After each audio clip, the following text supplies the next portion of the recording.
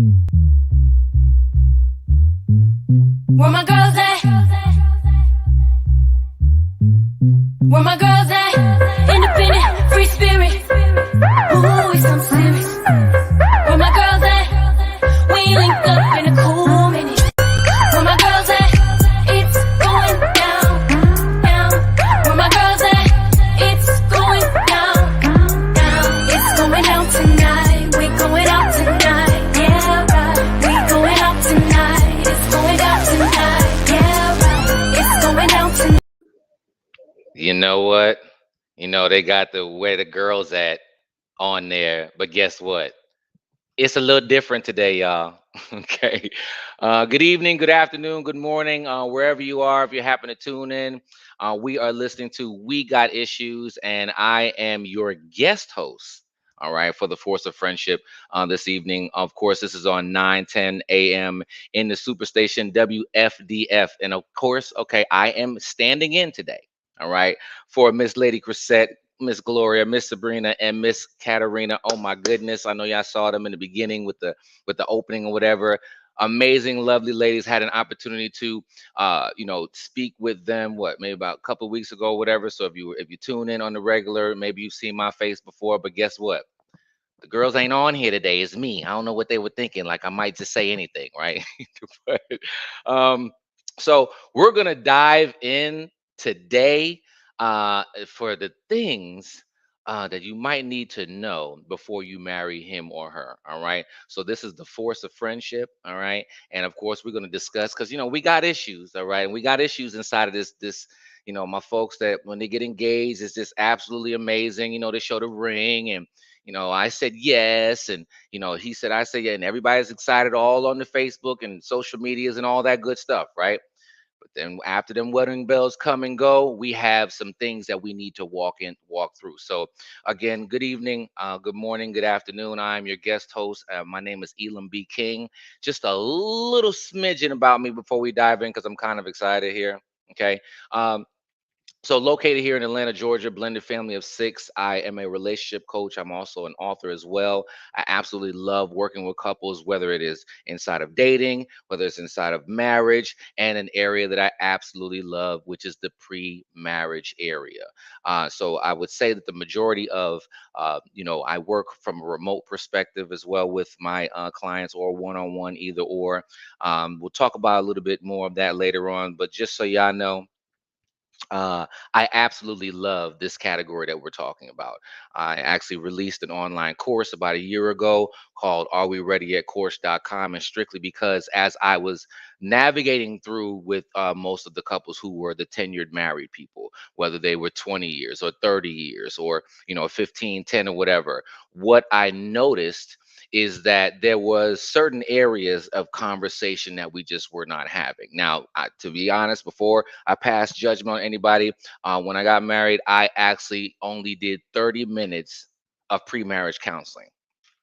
Now, before we dive into this area, let's just really think about that. All right. I'm walking into the biggest business, financial, and emotional situation that you're ever going to walk in is the person who you are partnering with from a marriage perspective. And so I only did 30 minutes of counseling before that. And then afterwards, did very little to no counseling until obviously when stuff hits the fan, which is what most people do, right? So what I did was I took those major areas, and we're going to talk about some of those this evening. We're going to talk about whether it's spirituality. We're going to talk about purpose. We're going to talk about finances. We're going to talk about intimacy, into me, you see. We're going to talk about some of these areas that we're not really having conversation about prior to us walking into the into the marriage space. Now, for those of you who might feel like, hey, why do I need to do something like pre-marriage counseling? Okay. Why do I need to know what this area, what I'm walking into? So let's look at this. When you're looking to buy a house, right? We are very good. Most of us that want to buy a house, we normally go get what a real estate broker, right? So that they can tell us, where's the closest hospital, where's the airport, where's the supermarket, what's the crime rate in the area, right? What's the closest school? What does the school system look like, right? And so then but if you go to get a job, right, you not only research the job online, then you look at what the salary is, and do your interview or what have you. I've never seen a person get a job and then say, and then after training they say, okay, how much am I going to get paid, right?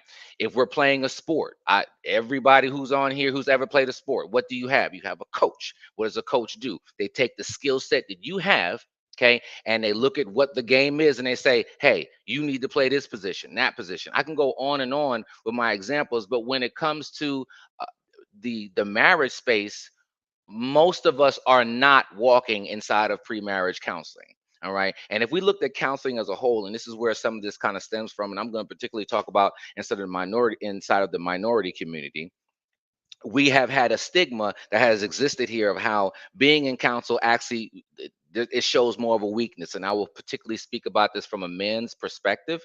We have been taught, be tough, and that if you're a man, you're going to come up with all the answers or whatever, and go figure it out by yourself, or don't talk to anybody. Right. So that was used when we were growing up. But then when we get older, and when it comes to matters of the heart, we actually have taken that same piece right on into our relationships as well. And of course, ladies, you're sitting over, you're hearing the same thing that we're hearing, right? Because the only reason why that you would be in any type of counsel space is when there's something wrong with you, right? But here's the thing: you have two brains that are coming together that have completely different backgrounds. Why wouldn't you need somebody not only in the space prior to you walking into the marriage, but then also ongoing? Why wouldn't you need counseling? Right? Why would you not need to be in some type of coaching service? All right. Because you don't have all the answers. All right. And you cannot use the same brain that got you in the situation to get you out, because it's not a question. Okay. Dear, engaged, happy. Oh my gosh, we're so in love and we only got one or two problem people. Dear, hopeless romantic people, you don't know what's coming. You don't. Okay. And when you look at that space, you don't know all the answers. All right. So why not receive, right, from individuals who have either been there or what have you? Why not receive that space? And I'm trying to get into the topic, but I really, before we do this, I want to kind of grease the skids really quickly of why is this so important? Okay. Let's take it a step further. Let's go to some stats. Okay. Let's look at some stats here. Now, inside of the United States of America, all right, if you line up 10 couples, period, line up 10 couples, five of them statistically right now do not make it. 0.49. You might as well say that's five, right? So that means right now, inside of the overall, inside of the US, you get married, you have a 50% chance of getting a divorce. Now, let's take this a step further, because we know, hey, in our community, whatever the stats are, it's going to be sometimes it has a tendency to have a harder effect onto our culture, right? So if you are in the minority community, all right, if you line up 10 couples, seven of them statistically, yes, that's what I said. 7 out of 10 couples statistically do not make it. So now let's really look at this. All right. So we have a structure that's already out here that is a setup to lose based upon how what the stats are showing. Losing from a divorce or continuing forward perspective. Don't want to make sure I be very clear about that. So if you were to, for those that, I guess, go back to my athletes right now, right? If you were to play a sport, okay, if you're playing a sport, if you have the rival that you're going to play in about a week or two, right? How hard do you practice before that game, right? You don't practice the same dating.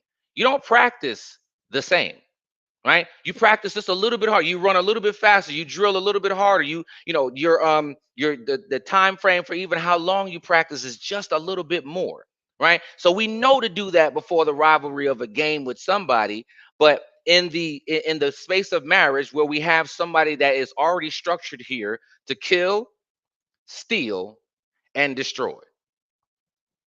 That's somebody's job in your marriage, to kill, steal, and destroy your marriage. That's already on the table. Now you have the odds of 70% chance for you not to have a divorce. How important is this topic as we walk into it? And so I just want to make sure that I set the stage for that, because sometimes we have people that just don't. I know people who've never been through marriage, and coaching, and my parents, my grandparents never did counseling. We not our grandparents. Okay, that was a total different time. The level of loyalty, the level of distractions, everything that's out. It was a lot different then. Now, 70% chance of losing. So let's just look at that as we walk into this particular space. Now, right now, what is it? We're inside of July. So from May to October is the biggest time of the year when people get married. So right now we are currently existing inside of a space that people are looking to get married right now, right? They're just around the corner, maybe August, right? So this is what it is, all right? So I want you, I'm gonna go ahead and throw a homework assignment out there right now. How about I do that? All right. And you can do this while we're talking right now. Text your friend that is engaged and about to get married in like a month, a week, 3 months or whatever. Ask them, did they do pre-marriage counseling? Now, I'm not talking about one session. No, that's the same as nothing.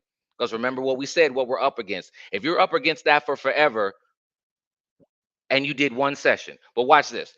So text your people and ask them, and you can put it in the chat. If anybody does that, I want you to put it in the comments. If you text your friend and they said that they did do pre-marriage, or if they said that they didn't, I just want to see what it looks like. But I think we're going to get a few more no's than yeses. But right now we're in a space to whereas this is so hold on, how does it go? It goes September is the number one month to get married, and then June, and then October, right? The fall season, which is what we're walking into, is right around the corner, is the biggest time when people get married. So prior to that, for those of you who might not have taken that walk yet because you've been more concerned about the dress or the location or the guest list, or the flowers, and you're gonna release some doves or something in the sand, those of you who are looking at that, that's just for that day. But there's some of you who might have a bigger understanding of what the bigger picture is. So right now we're inside of a space where this is such an important topic, because we have a lot of people getting married right now between now and October, right? And so I had a friend that was getting married maybe about a couple years ago, right? And I asked him, I said, hey, have you guys done any pre-marriage coaching, counseling, whatever, right? And her response, and I hear this so often, so I want to throw this out there. Her response was, well, we get along pretty well. And I was like, so what's I got to do with it? And so so I hear that often. Just because you guys are getting along right now, that has nothing to do what's down the road. That 70% is down the road. We know you good right now, right? But marriage pours gas on whatever was the problem already. Do not think that you're just going to go get married, right? And whatever challenge that you have, that you're not going to be, that it's not going to get worse, that it's automatically going to be, oh, it's magically deliciously going to get better. And if I sound for a moment like I am speaking in a manner that's against marriage, let me be very clear. I think that marriage is one of the most amazing entities. I always try to tell my men, I say, and particularly for you gentlemen, I said, you're always going to be the best eight until you get married. You won't 9 and 10 that thing, because it wasn't designed for you just to do it by yourself, right? And so we need that complement to us, right? We need that complement to us in order for us to move this thing forward. So let me be very clear. I am for the entity of marriage, but I'm also not for the entity of foolishness and the hopeless romantic piece, so we can just trust God and just love, right? Okay, I'm here to tell you, I don't care whoever told you, love and God are not enough. They're not. Okay, watch this. Even for my church folk, even God told you that he wasn't enough, right? Because it says faith without works. Okay, so you can have the faith in him, but if you don't do the work, it's dead. So what we're going to do this evening is we're going to talk about some of the works that we need to think about. I know you love and butterflies and the sex is good and shouldn't be doing that either, but I get it. We're doing all that, right? So I get it. However, I just want you to know that there are some works that we're going to talk about this evening. Okay, so and let's just jump right into what the works kind of look like, because I want to start with spirituality, so we can just kind of talk about that, right? Uh, you know what? We're gonna talk about that after this break. Okay, we're gonna jump into some spirituality. We're gonna jump into some purpose. We're gonna jump into a couple of topics. I was ready to go on in, but they want to bring the music in. So, I'm new to this thing. This is Elam King. We are here with the force of friendship. We got some issues that we got to talk about in just a few, y'all. So 9:10 a.m. We are here this evening. Oh, excuse me, just by myself, and we're gonna be right back with some works.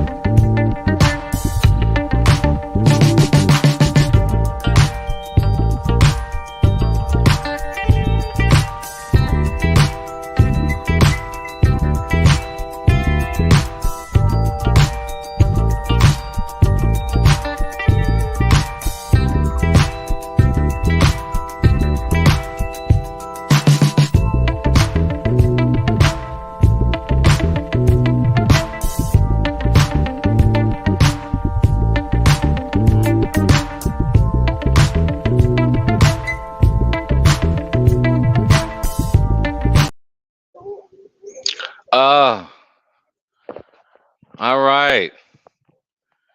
Bring me on back. Okay, so let's go to work. And y'all let me know if y'all can hear me because I know some people said it might go in and out. If not, I got to switch up my mic because I don't want y'all to miss this right here. And I am your guest host. They might not have me back no more. This is We Got Issues. I'm your guest host. Elam B. King for the Force of Friendship. I am filling in this evening for Miss Chrisette, Miss Gloria, Miss Sabrina, Miss Katarina. They might not want me back on here anymore, so I'm gonna get out everything that I wanted to say. Okay. So we're talking about things that you need to know prior to marrying him or her, right? And so we just talked about a little bit of the importance of actually going in and leading into pre-marriage. And so I want to just dive on into some of the important works that we have to do because this bigger than just having faith and prayer and loving. We have to actually do some work on top of that, right? We want to take that third chord and kind of interweave this inside of some of the works that we need to do. So we're going to jump right out there and even talking about that third chord, your level of spirituality. Enough said from a scriptural perspective, and even if we didn't have a Bible beat moment, but I'm just going to go ahead and say it's right there. You have to be evenly yoked, right? For my couples that come before me for pre-marriage, and she's a she's a Baptist and he a Hebrew Israelite, or she's a Baptist, she's a Catholic, and he's a Muslim, or the list goes on of the different ones that I see. I have yet to have one to really still continue forward, right? Because once we begin to break some things down, and we look at some of the works that actually have to be done, because your spirituality is interwoven into the discipline of your home. It's how you're going to raise your children. It's how you conduct yourself, from a husband and from a wife perspective. It could affect the way that you do your finances. There's a host of different ways, and let me tell you this right now. So let's think about this, okay? I started off by saying it's a 70% chance of you not making it through, of you having a divorce. Now you're going to stack something on top of that, and I don't know all of the particular religions and the doctrines and the disciplines that they have inside of it, but I don't think many say that, that they're that it's one of the most beneficial things to have a separation when it comes to your levels of spirituality. And so I just want to start off by just saying that you having that third chord in there, regardless of who you worship, right? Regardless of who you worship, that third chord should be similar, right? And I'm even talking down to the same teachings from again, going to, sometimes you got he go to that church and she go to that church. Okay, all right. Again, up to a 70% chance of losing. Okay. Well, shouldn't you be wanting to get taught from the same teacher?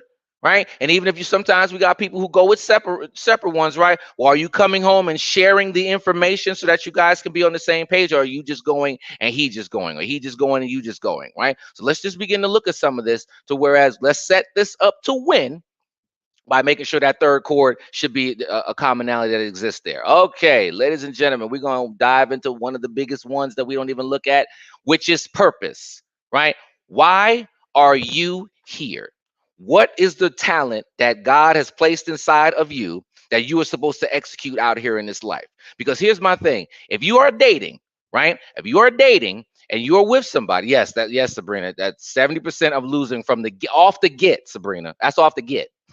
That's real. Tell them to Google it, Sabrina. Okay, you can Google what I'm saying. All right. Now, if so, let's walk into this now from a purpose perspective. What you do on a daily basis, all right, is what your talent that has given to you, right? Are you number one walking in that?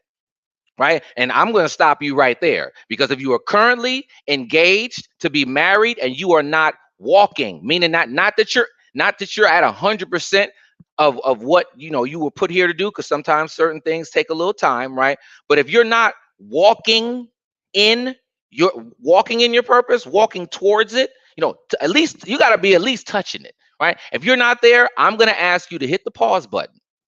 Okay, you might need to hit the pause. I'm gonna break some people up today. They're not gonna like me. No death threats. I'm just telling you some things to stop you from the 70%. Okay, it's cheaper now to know versus down the road. All right. Now, if you don't know why you're here, how is it that you're going to lead? And I'm particularly talking to my men right now. How is it that you're going to lead in a relationship when you have not led yourself first? Now, you don't have to be at 100%, sir, ma'am. But particularly my men, again, you don't have to be at 100%. But are you walking in that space? Right? Do you know why you're here? Because if you don't know why you're here, how are you going to know how to take a helpmate, someone who can exponentially grow what you have? You give a woman a little, she gonna make it exponential, right? Give her sperm, she make a baby. Give her groceries, she make the whole meal. You give her, a little hell. Okay, all right. So how are you going to expect this person to attach themselves to you and be your helpmate? They can still be doing their greatness, but how are you when they don't know what to help? They don't have an assignment, because you don't have your assignment yet, and it does not make you a bad person. Okay, it does not make you a bad person.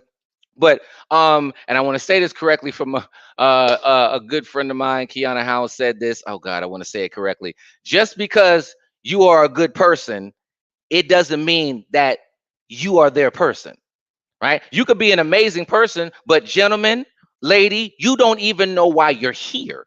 Because think about it. If once you know why you're here, you can set your expectations. This is what I need at night. This is what I need during the day. This is my time, or whatever case it be, and where I'm going. And then that other person can figure out, can they insert themselves inside of your world? And I talk about this in my first book, Understanding a Man, Empowering Women with Tools for Lasting Relationships. You can get it on Amazon, all that good stuff, right? So in chapter 4, it's Do You See Me? And in that particular chapter, I have just the single men talking.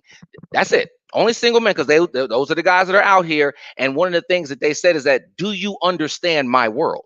Right. So, ladies, he's saying this. Do you understand my world? And can you fit inside of my world? Not change my world, not alter it or whatever, because this is his calling. So this is bigger than you.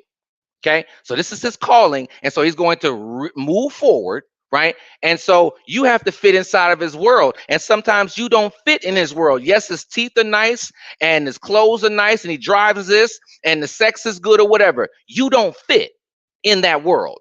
So it would be better for you to remove yourself now, because you don't expect him to change his world. That's wrong.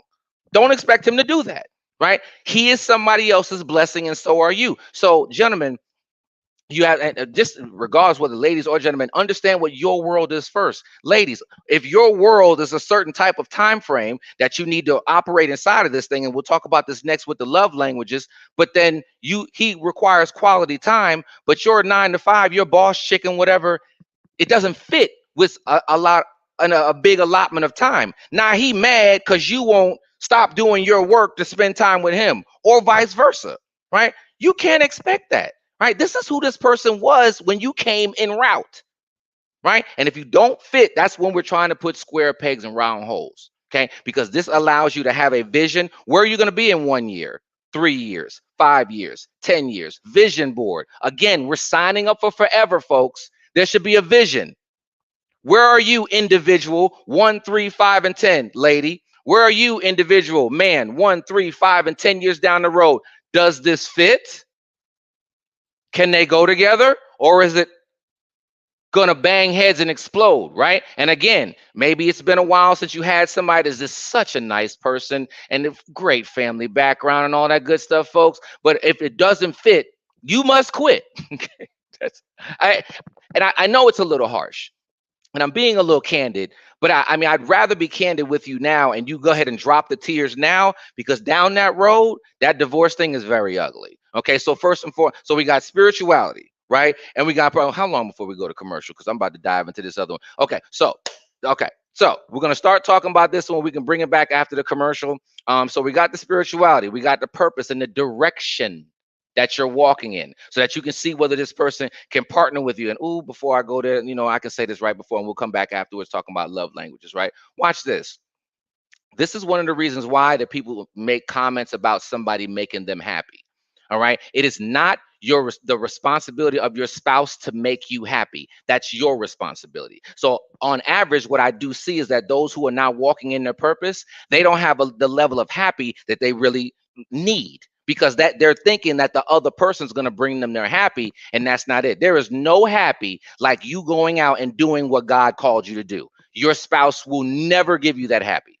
They won't. They don't have the ability to, right? And so it's not their responsibility to make you happy. It's their responsibility to complement the happy that you've already created inside of yourself. That's why I tell people, hey, your happy meter should be at 75 by yourself, which means that if the other person doesn't show up, which sometimes you don't even show up for yourself, so you need to expect sometimes your spouse is not going to be able to show up for you. So if they don't show up, at least you got a C, right? 75 is like a C in school, right? So if you created that, at least you good until they can get back in the game, right? So at the end of the day, this is the reason why that purpose is so important, because you won't peg your level of happy on the other person, because that's one of the things that we always hear. They didn't make me happy. They weren't supposed to make you happy. They were supposed to complement the happy that you already created inside of themselves, along with some of the other things that we're going to talk about. So and this is the reason why that I say that, moving into the next one, let's talk about these love languages, right? Let's talk about, so this is stuff that individually you got to come to the table with an understanding about yourself, right? How do you receive love? Of course, there's 5 of them. We can go for the next 2, 4, 5 hours, right? About what Gary Chapman came up with back in 2002. I think it's one of the best quizzes that you can take. If you don't know where it is, go to Google, type in 5 love languages, right? There's 5 different ways, all right, that we give and or receive love, right? And That's why you're fine, happy by yourself. Exactly. That's fine, happy by yourself. And I think the previous person said something about that this is why the husband or whatever. That's why my hubby and I get along so well. Exactly. That's why y'all get along so well, because you might have your purpose already down. But let's go on over to the love languages real quickly, y'all. All right, in no particular order. We have gifts. Those are the people who they're not materialistic. This is how they give and receive love from you buying them something. It doesn't always have to be something expensive, but it's very important that you know whether this is the type of person. These are the Christmas and anniversaries and Valentine's days and every day, everything that ends in day. That's how they want to that's how they want to receive a gift. All right. We have acts of service, aka acts of kindness, right? And that's you actually doing something for somebody. I've had some of my clients, honestly speaking, lady said, when I come through the door and my husband is washing the dishes, it turns her on, right? Folks getting turned on, y'all, by dishes and taking out garbage and whatnot. But hey, that's the way that person receives their act of service. So when we come back, we're going to continue to talk about the love languages. We got about 3 more to go to, and we got to talk about these generational curses. Folks don't be talking about stuff like that. There's something in your background. You got to know what it is. We're going to talk about it in a minute. I hope y'all don't be mad at me.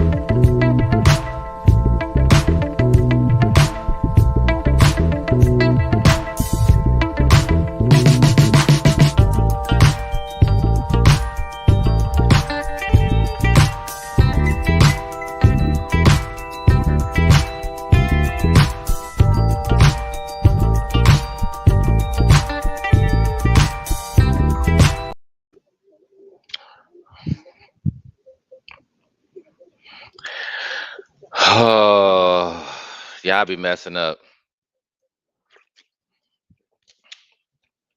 Listen, y'all don't. Now y'all brought me back for a third session here. Now I hope that. I hope. Okay, listen. We got issues. We got issues in the pre-marriage area, folks. All right. So this is Elam B. King. I am the guest host. Okay. Whatever I say, do not hold the ladies accountable. Do not hold Chrisette, Gloria, Sabrina, or Katarina accountable for what I'm gonna say. But I got something to say in this space because again, we talked about earlier. We are in a space between May and October where people are getting married and they're not paying attention to some things. All right. So we've been over this, we've been over there to spirituality. We've been over there to even the understanding of why we need to be in counseling. We've been over there to what we talk about purpose. All right. And we just got started in the love language space. And I saw somebody spoke earlier. I think it was Lawana talking about that her and her husband did the 5 love language. Listen, I was married for 5 years before I even knew what the love languages were. Right. And here's the thing. After I saw them, I was like, oh, wow. Because mine was gifts, excuse me, hers was gifts, and I was acts of service, right? Excuse me, not acts, Lord have mercy. I'm physical touch. Well, I guess that is a service, right? So I'm physical touch, right? And so I could see where there was a misfire, right? And when I read about that, I was just like, why does somebody like right next to 1+1, they need to have this? All right. And the emotional intelligence that we would be able to walk away with understanding what the love language are, is it what the love languages are. Okay, I want to make sure I'm grammatically correct. What if we could just understand those, that would bring so much more emotional intelligence into our relationships and help bring that 70% mark down that we're looking at right now inside of our communities particularly. And so we talked about gifts, all right, the gifts love language, all right. Then we had acts of service, all right, that's basically doing something for somebody, right? Okay, and then again, in no particular order, we'll go with words of affirmation, right? And that is you actually, that's the speaking, the words to somebody. These people are a little bit more heightened when it comes to the words that you say. Our words are always important, but this is when you would find that person sensitive about the things that are said because they are. All right. And let me share something with you. When it comes to love languages, this is who the person is. You are not going to change it. Okay, our love languages can change by themselves every 10 to 15 years, but this is who this person is. They want to receive words. Though that's the kudos, the attaboys, the you look amazing. Now we all love compliments, right? But these people are a little bit more turned up when it comes to you affirming them and the words that you speak to them. That is how they receive love for free from the words that you give them. All right. Okay, now what do we have? Physical touch, right? Speaks for itself. That's the kissing, hugging, sex, you physically you physically touching this person is what's important for them. All right. We can't do that over the phone too often, right? But you normally need to be in this person's presence and actually be physically touching this person. This is these people might have a higher level of sex quotient. They love the kissy feely public PDA, public display of affection, right? And so absolutely. These people, they want you to touch. You got to touch them, and it ain't going nowhere. That's who they are. Okay. Shout out to the physical touch people. All right. Now, and last but not least, quality time, right? Speaks for itself as well. You spending time with the person, right? Now that could be via phone. You could do the FaceTime, you could do whatever, live or in person. But you actually, these are the date night people. These are the maybe watching Netflix and chill. I had a couple that said she wanted him to watch TV with her, the news with her for 30 minutes, right? You actually be in that person's presence. You might not even be saying anything. It could be just maybe walking with them in the park or the mall or wherever, but you being in that person's presence, having an experience with them. These are people who demand the time, right? My daughter, holy cow, right? She is a huge quality time person. Like I always tell my daughter, like I love you, but I could never date you because the amount of time that she requires is absolutely crazy. And but again, my self-awareness, I'm joking, but I'm serious. My self-awareness, I know who I can and who I can't be with. And that's where you have to start knowing, how do you receive love, right? And so everybody has a primary and a secondary. We like all 5, right? But like, for example, if you didn't hear me just say that, quality time is at the bottom of my list. Does that mean spending time is not important to me? No, it doesn't mean that. It just means that on my pecking order, you're going to get physical touch and words of affirmation. Those are my top two, right? Acts of service feels amazing, right? What's the other one? The gifts or whatever, miss me, right? My kids sometimes for Father's Day they do or they don't buy me a Father's Day card. You know why? Because they know dad's not really big on cards. Walk up to me and talk to me. Tell me that you love me, right? That is for free, right? It don't cost $7, right? So before we move over to past this point, I want to say something because this is where people mess up. And Luana, that you said this earlier that you and your husband took the quiz. So here's the one thing, and this is not to you, Luana, but just to anybody, that sometimes people take the quiz and they're like, oh, I know my love language and this is what it is, right? So they say that, right? What does it look like for that person? Because just because I'm a quality time person, right? Or just because, let's just say me, I'm a physical touch person, right? Okay, so what's your sex quotient, Elam? Right?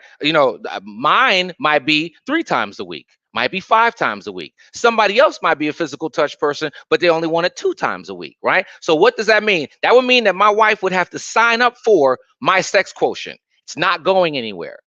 Okay, you can't expect somebody to just get married and all of a sudden they're just like, I don't want it any, like, okay, I shouldn't have to do that for you anymore, whatever. No, it's what it is. This is who you sign up for. So that's why it's not only important that when you sign up for whoever this person says and you're saying, okay, I know their love language, can you satisfy what they say that love language looks like, right? If it's a quality time, right? If you're gonna be with somebody who's a quality time person, well, what if they need date night every Friday night, but you work third shift? We're going to have some problems if you work third shift, right? So, or what if you're a traveling person, you don't normally get home till Saturday afternoon, but they want to spend time on the prime days, right? The Fridays and Saturdays, but you could be out fighting fires, saving lives, making a gazillion dollars. This is the reason why that your wealthy people still get divorced, y'all, because it's not all about the money, but it's kind of about the money, right? But this is the reason why that happens, because yeah, their bills are paid, but somebody's not satisfying somebody's quality time. Somebody's not satisfying somebody's physical touch. Somebody's act of service. Somebody's gift. You're not satisfying it. So therefore, that person right next to your skin color is your love language. It's not changing, right? It's not changing anytime soon, or it might not never change, right? So I just want to share with you the importance of not only to understand what your significant other's love language is, but what does it look like for them? And then I always tell people every year, take the test again. At least one time, because you never know when that person changes, right? And this is the reason why that you have people after some of their kids they go off to college or whatever, right? Okay, so then you have people that on average they're going to get a divorce when the kids is a freshman, sophomore, or junior in college. Why is that? Because sometimes you have two people who have been raising the child. The child now has become the goal, right? And you stop paying attention to each other, aka we grew apart. Okay, let me just throw this out here. Stop saying stuff like we grew apart. People don't grow apart. What they do is they intentionally and unintentionally stop paying attention to the other person. Remember, I said that person's growing just like you're changing too. So that's why you have sometimes when people always say, let's get back to loving each other the way we used to. Well, what if your love language changed? So if they start loving you the way you used to love them, it's now not going to work. And you're going to be mad because you're like, well, this used to work. You changed. You weren't like that. They're supposed to change. And you're supposed to pay attention to them. So it's not only important, again, to just know what the love language is, but then have ongoing counsel inside of that space. At least once a year, take the quiz. Sometimes life changes come along and you didn't need somebody to be there. I could be a quality time person maybe 5 years from now based upon the life situation that goes on. Right. And so now now the one that was at the bottom of my list is now moved up. Right. So it's important for my spouse to pay attention to that. And it's important for you to pay attention to yours as well. So it's not only just having an understanding of yours, because you got to know yours too. Because how do you teach the other person? Right? You can't expect, oh, my tenured couples, y'all get on my nerves with this. You think that just because you're with the person for 15, 10, 20, 30 years, right, that they're just supposed to just know how to love you. It's not real. Right? Let's get out of these assumptions, right? You change, so why isn't the other person going to change? Or maybe you didn't change, but remember, like I said, Two separate brains, right, come together, right? People don't grow apart. So let's stop saying this. What you need to say is, we didn't grow apart. I stopped paying attention to them. Say that. It's not as sexy. Okay. But you're going to have to say it. All right. Oh, they caught me on the commercial coming up. Listen. All right. So we've been through the love languages. We're going to talk. We're going to finish up talking about generational curses, and we're going to try to dip into intimacy. If not, I'm just going to have to ask the ladies. Maybe they're going to have me back to talk about this later on. But it's okay. We are listen, because we got issues in the pre-marriage space. Folks about to get married. Let's put this together. This is the Force of Friendship, y'all, on 910 AM. We're going to be right back in a few minutes.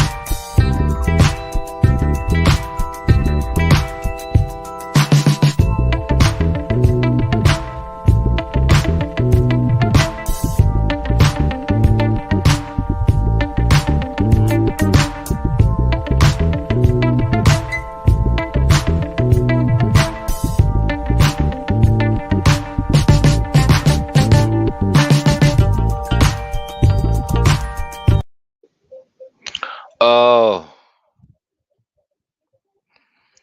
listen, we are back. Oh my goodness. So y'all want me to do one more segment too? Okay. All right. So here we go, y'all. So this is I am a guest host. Okay. We got issues. All right. And so this is the Force of Friendship, and I am filling in for this evening for Miss Chrisette, Miss Sabrina, Miss Katarina, Lord have mercy, and Miss Gloria as well. And so I was like tongue tied on that a little bit. But and we got some issues. We are talking about the things that you should know before you get married. Tomorrow, the ladies will be back in the building live. So I'm just filling in. You know, they got a couple of things. They need a little vacay here and there, right? And so we're talking about a couple of topics inside of the space of of pre-marriage and the importance of it. And so we talked about a couple of topics here. We're dealing with your purpose and dealing with love language and dealing with spirituality. Right here, I want to throw so before we get out of here, right, I got to throw this one out here. And I heard about this in the very beginning when I oh, you know what, really quickly, so if we got any questions or comments, make sure that you call in. Of course, you got 313-778-7600. If you want to call in with a question or a comment about what we're talking about this evening, or just please call in for any comments or questions. I'm ready for you to be here to answer any questions. But I want to go into this one space that we don't look at, right? So you know how when little Johnny or little Susie, when they got the pretty eyes, you be like, you know what, they got their eyes for me, or their hair. They got my hair, and that's my grandmama hair, and yeah, and or maybe the smoothness of the skin. I don't know, teeth, whatever, right? Or little Johnny, real smart in school. Y'all love to take all the credit during that time, right? They got that from me, right? You don't always be like they got that from the other person, right? Okay, so that's the good stuff that comes along, right? Well, guess what? You also send the bad stuff along too. It's called generational curses. I like to call it ancestral patterns. And this is one of the modules that I have inside of my pre-marriage course that I have, that I talk about this space. Again, I was married before I ever heard about this. All right. So every single person that's listening to me right now, all right, all of you have, all of us, excuse me, have generational curses, right? The bad things that are sent down the lane, right? Not the smarts, right? We're talking about the bad things, whether it's infidelity, right? Whether some of these we've heard about, like alcoholism, and of course, maybe sometimes cancer, certain diseases, high blood pressure, heart disease. We know about those, and we're like kind of like, well, yeah, or glaucoma. Who knows, right? But let's talk about incarceration, right? Let's talk about poverty, right? Let's talk about divorce, right? Let's talk about domestic and verbal abuse, right? Let's talk about look there. So what I want you to do, I want you to look down, look back real quick. Think about your daddy and your mama, and go down each side. So think about them separate. Think about your dad. Now look down the line. Tell me what's negative pattern that you see, right? You'll see a pattern, maybe poverty, right? And so that's why maybe it's divorce, right? You see very few people that are divorced, excuse me, that are married, right? How do you think those conversations go with those children, the single parent, and they at the cookout, right? How do you think they feel about the other party? Now, the little Johnny's sitting there listening to this, right? Or maybe infidelity, right? You sitting there, little Johnny, listening to, or I've had this happen for some of my clients. They have to sit in the car while their parent goes and does their thing. And I have people come to me saying, this is the life that I lived, right? So now I'm in this same space. And of course, you're making the decision to do that, but understand you send down generational curses, all right, inside of your family. So it's very important for you to not only understand what your curse is, but watch this. You got to look over and see what your partner's generational curse is, right? And you have to say to yourself, if/when that comes, how are we going to deal with it? Don't give me the, oh, we're not dealing with it. Because guess what? He's here to kill, steal, and destroy. And sometimes it skips generations, right? So maybe the great granddaddy did it, skipped over now it hits you, right? Or maybe your grandfather did it, it skips over and hits your child. Because not only do you have to know this for yourself, but you now have to send this down the line of letting little Johnny know, hey, this is in our family. Okay. And I might not have done it. I tried to break the curse, but understand that that person that's here to kill, steal, and destroy, they might send this down the line. So pay attention to this, right? And this is such an area that we don't talk about. We just say, oh, that's what they dealt with. I'm not dealing with that. It's coming. It's not a question of if, when it comes. Okay. Have you created the defense? Have you identified it? Right. And keep looking, because just because it hasn't hit doesn't mean it hasn't hit yet. Right. So that is an ongoing battle that you sign up for when you choose to marry somebody. You're signing up for understanding of what their generational curse is. And I think that this is one of the ones. And again, I just named some of them, like as early death, I think said alcoholism. It's a list of different ones. Like I said, poverty, divorce. These are the ones that I mostly hear about. Of course, I said incarceration. Can't remember all of them right now. But it's not just diseases, y'all. You send down character. Okay, you send down characteristics of things that you intentionally and unintentionally teach to your offspring, and then they turn around and do the same thing. And you got to think about this. You don't just have one curse from each side. You might have more than one, right? So you got two people that made you, that loved you, or didn't know you, or whatever case it be. Whether you knew them or not, you're still inside of the curse.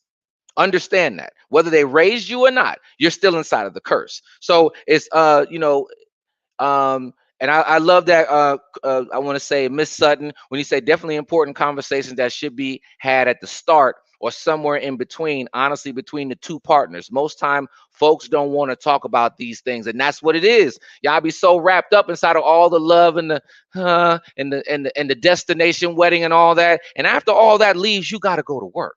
Right? You got to go to work on your generational curses. You got to go to work on the love language and then watch it switch and change and pay attention to it. You have to know why you're here and have an ongoing understanding of what your next level is so that you can make sure that the other person knows and understands that. And so I know that we, got just maybe a minute or two more. One to see if anybody has any questions or comments, about some of the things that we're talking about. These are just some of the topics that I know that I share inside of my pre-marriage course because, and it's called, if you want to go to arewereadyyetcourse.com, again, arewereadyyetcourse.com, you can kind of take a look at some of the things that I talked about this evening, along with some other topics as well. And so I did want to get into intimacy just for a second. I'm just going to tell you this really quickly. All right. This one's for free. All right. There's actually 5 different intimacies. Right. And when we ask, what is intimacy? Most people go to physical. Right. But you have to understand your spiritual intimacy. You have to understand your emotional intimacy. You have to understand your intellectual intimacy. You see what I'm saying? And I'm missing one: experiential intimacy, right? There's 5 different ones. And I guess, you know what? I'm just going to go in and position the ladies, and maybe I just have to come back and talk because intimacy stands for into me, you see. You have to allow somebody to see into you, and you have to see into them. And it's one of the best gauges in your home if you want to know whether things are falling off. Where's your experiential intimacy? Where's your spiritual? Where's your emotional, intellectual, physical? What is it looking like, right? But you know what though? I got to get out of here, right? I mean, I'm sorry, right? Of course, this is Elam B. King. I was your guest host for this evening. I hope I said something that you kind of like. You can like and follow me at elambking.com.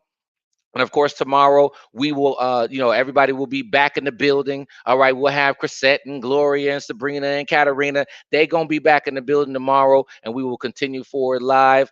I want to just take a moment and just say thank you guys so much. If you have any questions, you can kind of throw them in the chat real quick. I think I got like 30 seconds that I might be able to answer it, or whatever. And so, yeah. So if not, you can follow up later on with the ladies and visit us at theforceoffriendship.com. Thank you guys so much for having me. And hopefully I'll see you next time. This is Elam B. King, guest host for The Force of Friendship.